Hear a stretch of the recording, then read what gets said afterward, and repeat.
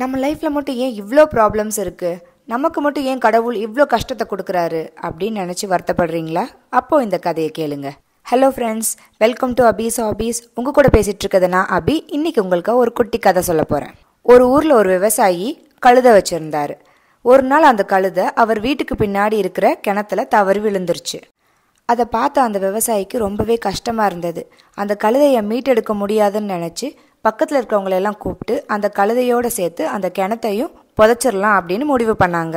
எல்லாரும் சேர்ந்து அந்த கழுதை மேலே மண்ணள்ளி போட ஆரம்பிச்சாங்க. கழுதை ரொம்பவே பயந்தது. ஆனால் கொஞ்ச நேரத்திலேயே அதுக்கு ஒரு யோசனை வந்தது.